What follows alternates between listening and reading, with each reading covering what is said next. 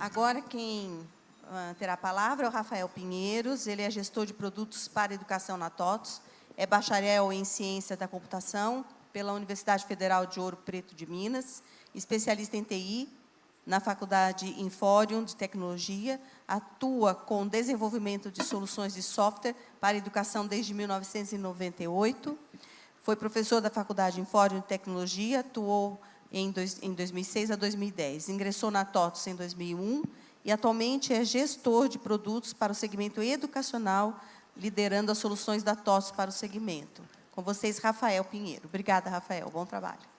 Boa tarde.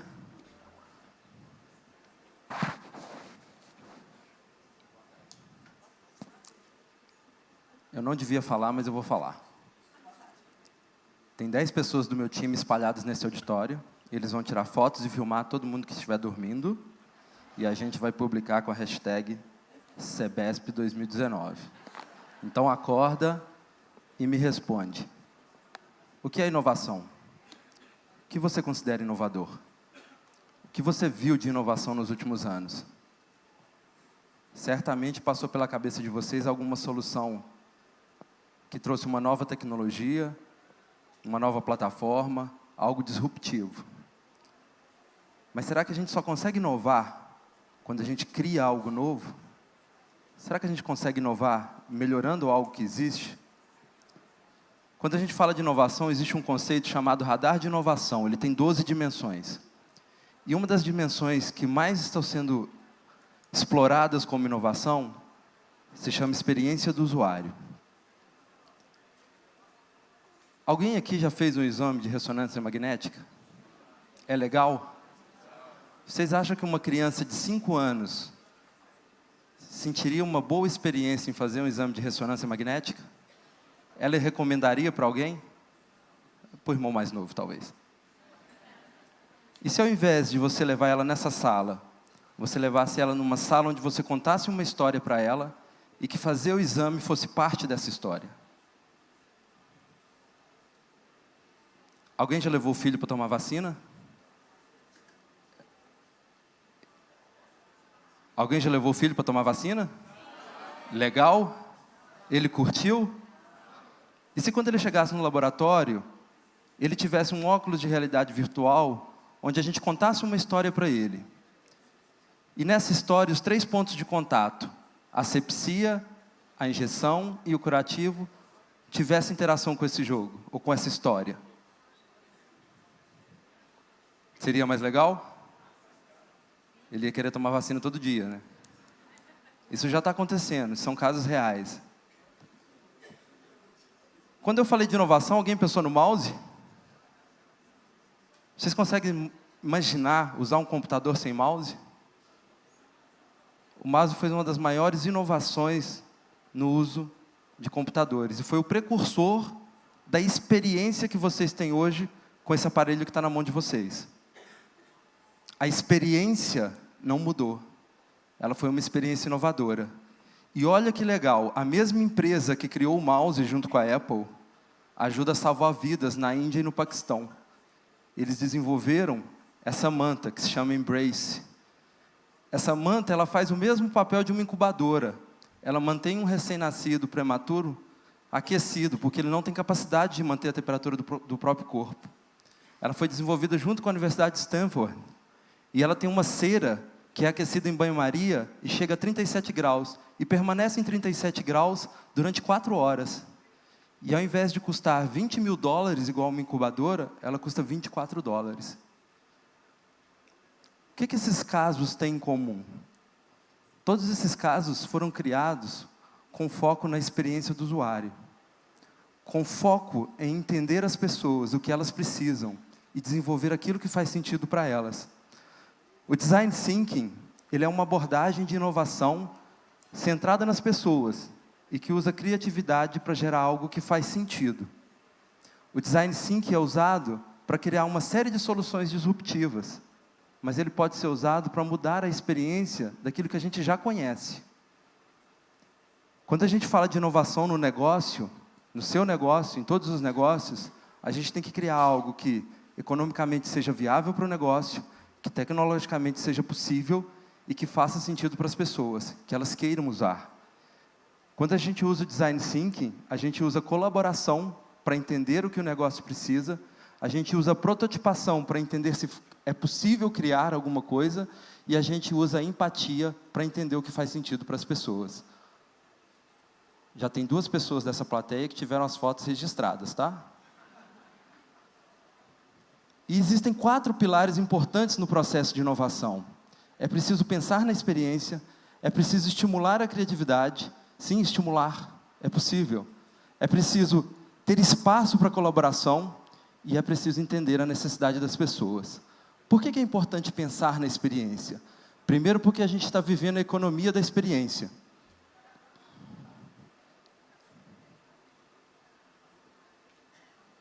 Onde vocês acham que estão os usuários mais satisfeitos? Onde vocês acham que as pessoas recomendam? As pessoas gostam de usar, de estar? Onde vocês acham que está a maior margem? No grão do café ou na experiência do Starbucks? Isso também acontece com os negócios digitais. A experiência é muito importante e cada vez mais as empresas estão entendendo a jornada do seu cliente, entendendo a necessidade do seu cliente, entendendo todos os pontos de contato e fazendo de tudo para melhorar a experiência deles. Por quê? Existe um estudo publicado na Harvard Business Review que fala que 140% dos usuários com boas experiências, ou dos clientes com boas experiências, gastam 140% a mais. Além disso, eles têm maior chance de serem leais, de permanecerem fiéis à marca, e principalmente, eles recomendam muito mais. Então, entender a jornada do seu cliente é extremamente importante. E fazer com que a experiência dele, que pudesse ser ruim, se transforme. O Nubank é referência nesse conceito. O Nubank é conhecido pelos grandes bancos como o banco que mima os seus clientes. Existe um caso que eu acho fantástico, que é esse caso que está na tela. Um cliente, depois de descobrir que tinha pago uma conta em duplicidade, entrou em contato com o Nubank. Rapidamente, eles resolveram o problema, e alguns dias depois ele recebeu na casa dele uma sanduicheira com receitas de sanduíche escrito própria mão e um recado da pessoa que atendeu ele. Por quê? Porque ele tinha pago em duplicidade a conta de uma lanchonete, depois de uma balada. Olha que sacada, uma experiência que era para ser totalmente ruim se transformou numa experiência uau. Uau! O que aconteceu? Esse cara rapidamente publicou isso, viralizou, e gerou uma percepção extremamente positiva para o Nubank. E olha essa experiência que legal. Uma família foi passar um final de semana no hotel, esqueceram o coelhinho da filha. O que as pessoas do hotel fizeram? Tiraram fotos desse coelhinho nas dependências do hotel, montaram um álbum e devolveram para a família. Imagina uma criança que chega em casa e descobre que o seu coelhinho não está mais com ela. E de repente ela, não, cara, ele estava cansado, ele passou uns dias relaxando no hotel, agora ele está de volta. É uma parte da jornada ruim que se torna uau. E essa ação da KLM, fantástica também. Ela usou um cão farejador para encontrar donos de objetos perdidos no aviões ainda no saguão do hotel. Foi uma ação para divulgar o seu setor de achados e perdidos. Imagina, você nem sabia ainda que ia ter uma experiência ruim, nem se deu conta que esqueceu um objeto, e de repente chega um cão farejador. Primeiro que todo mundo gosta de cãozinho, né? Ah, que lindo. Com seu celular. O segundo ponto, é preciso ter criatividade. Existe uma frase que é atribuída a Einstein, que diz que a imaginação é mais importante do que o conhecimento. Não adianta nada eu virar para vocês e perguntarem, quanto é 5 mais 5? Usem toda a sua criatividade e me responda, quanto é 5 mais 5?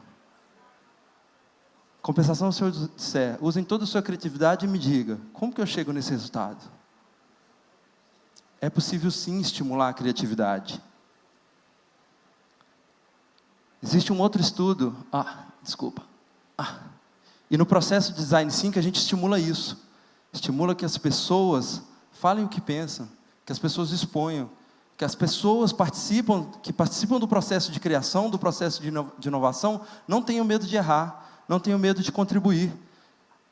Nesse processo tem um conceito que a gente chama de duplo diamante, onde a gente deixa as pessoas participarem, expandirem, falarem o que pensam, depois a gente faz uma análise disso tudo, do que faz sentido, depois expande de novo para encontrar a melhor solução, depois afunila de novo para entender se é viável criar essa solução.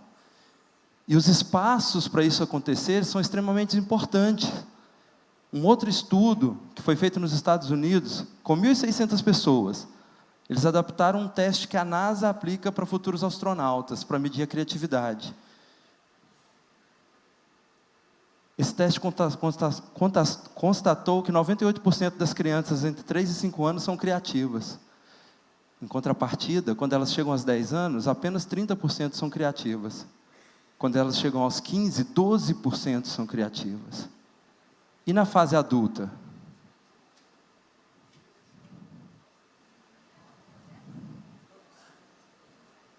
O ambiente, ele é extremamente importante para estimular a criatividade.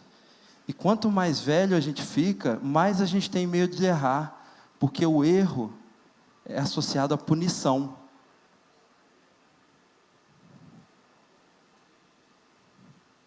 Existe um livro que eu gosto muito, De Onde Vêm as Boas Ideias, de Steven Johnson. E ele faz uma análise das maiores invenções da humanidade, desde a criação da luz elétrica até a internet. E um dos fatores comuns em todas elas, em diversos campos, tecnologia, medicina, arte, ciências, a combinação de ideias.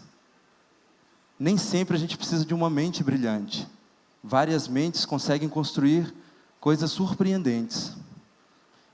E o espaço tem que propiciar isso, a cultura tem que propiciar isso. O erro não pode ser visto como uma punição. Em software, a gente fala que é importante a gente entender rápido, para a gente errar rápido, para a gente aprender rápido, para a gente acertar rápido.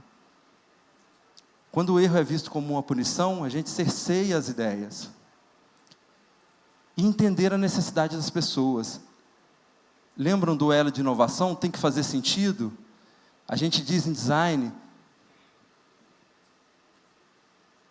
que o importante não é o que as pessoas dizem, mas o que elas fazem, e principalmente o motivo pelo qual elas fazem. Muitas vezes a gente conversa com as pessoas e elas não dizem tudo, elas contam um pedaço da história. A gente precisa entender, a gente precisa viver a vida delas, a gente precisa gerar empatia.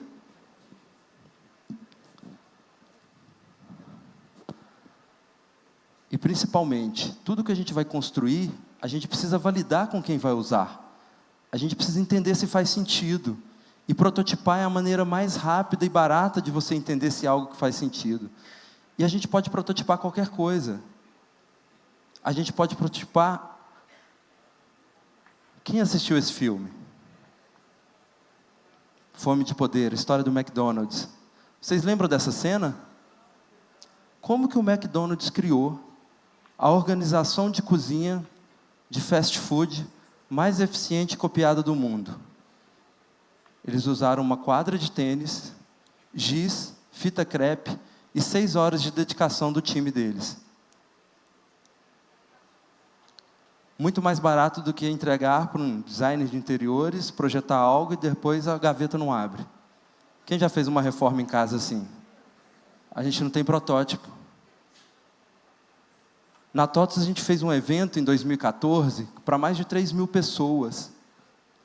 E a gente percebeu que o nível de satisfação das pessoas estava muito baixo. A gente fez um processo de design thinking com essas pessoas. E a gente prototipou um novo evento. No ano seguinte, o evento saiu de 53% de satisfação para 93% de satisfação. Por quê? Porque a gente entendeu a necessidade das pessoas. A gente prototipou. A gente não precisou construir 2.400 metros quadrados para descobrir que não estava certo. Falando em entender a necessidade, um grande banco fez uma pesquisa com seus clientes e descobriu que a maioria deles era insatisfeita com o atendimento bancário na agência. Então ela reuniu o grupo de melhores gerentes que ela tinha, das agências que mais performavam. E eles saíram com uma solução: reformar todas as agências. E isso foi feito. Esse mesmo banco anunciou este ano o fechamento de 400 agências. Por quê? Porque eles não envolveram o cliente dele na solução. Eles não envolveram quem usa. Em contrapartida, os bancos digitais crescem a cada dia. O Nubank, sem nenhuma agência e com uma conta corrente, onde você não saca o seu dinheiro. Eu tentei explicar isso para minha mãe, ela não entendeu. Em 7 meses conseguiu 5 milhões de contas. Sendo que eles tinham 3 milhões de cartões de crédito antes de ter a conta corrente deles. O cliente não quer ser bem atendido na agência. Na verdade, ele não quer ir na agência. É isso que os bancos digitais entenderam. Ele não quer pagar tarifa. Ele quer um atendimento desburocratizado. Ele quer agilidade.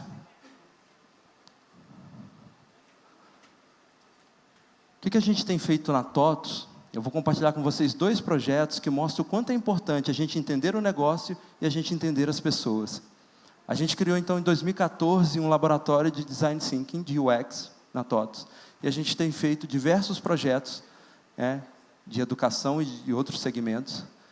E o primeiro que eu quero compartilhar com vocês é a importância da gente entender o aluno, o nosso cliente. O primeiro deles foi o portal de relacionamento com o aluno.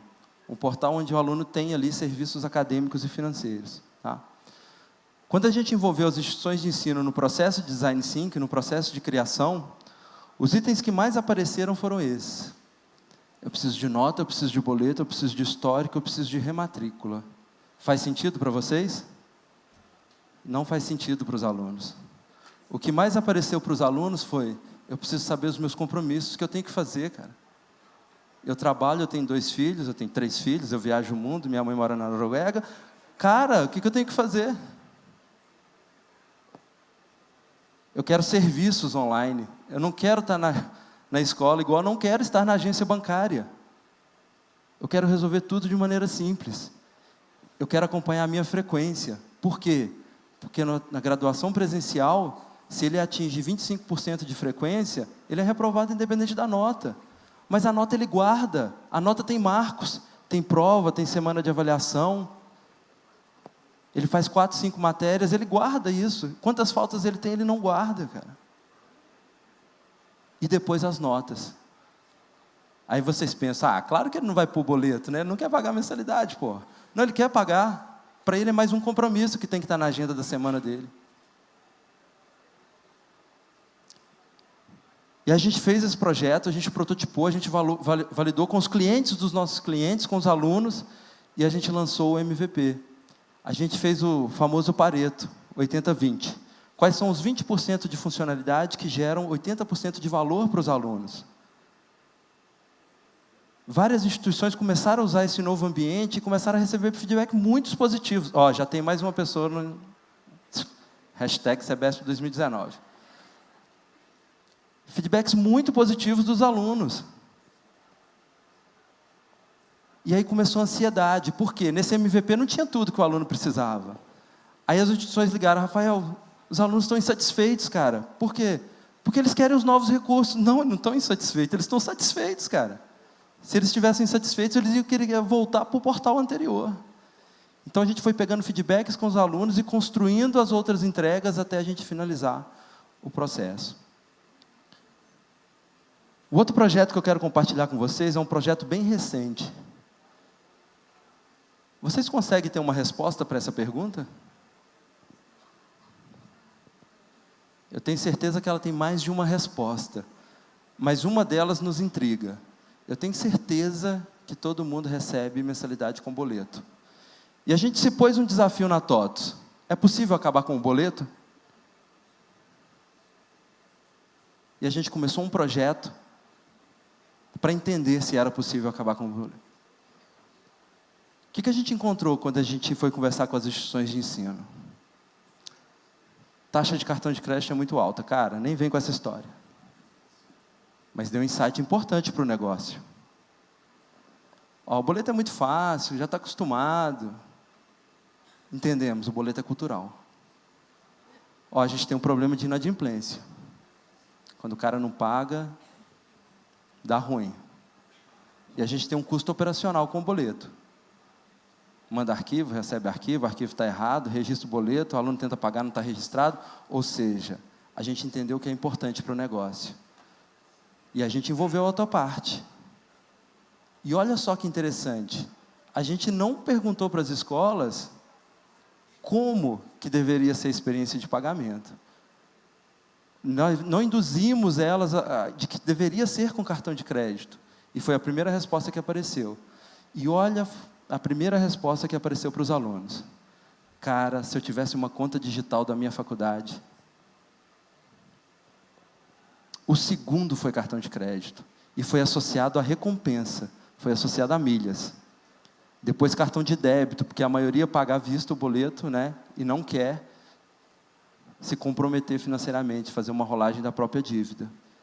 E banco social nos surpreendeu. Foi ali que eu descobri que era PicPay.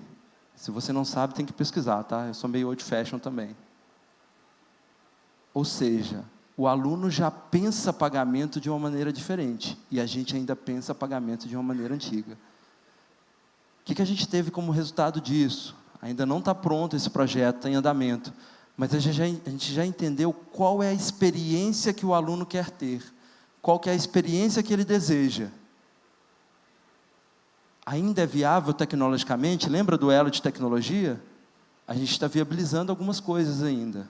Entre elas, a gente colocou numa mesa de discussão grandes bancos, adquirentes e bandeiras de cartão, para entender se é possível a gente viabilizar o problema número 1 apontado pelas instituições de ensino, a taxa. Será que é possível? A gente está bem confiante que a gente vai conseguir entregar uma experiência diferente de pagamento, tanto para instituições de ensino, quanto para alunos. E eu dei 2 exemplos de educação. A gente fez uma pesquisa num projeto que a gente teve com uma instituição de ensino superior, para entender as dores de um aluno durante a jornada dele. São muitas. São muitas. A gente tem muito problema para resolver. E eu tenho certeza que com Design Thinking a gente pode encontrar soluções simples e surpreendentes, assim como adesivar uma sala de ressonância magnética. E eu vejo também que muitas instituições de ensino já têm espaços criativos, já têm espaços onde ela pode inovar. Ela usa ou para aprendizagem, ou para descobrir novos negócios, ou para descobrir algo disruptivo. O desafio que eu faço para vocês é, usem esses espaços para transformar a experiência do aluno de vocês. Escolham problemas para que vocês possam resolvê-los juntos com os alunos. Meu nome é Rafael, muito obrigado por vocês terem me ouvido hoje, tá?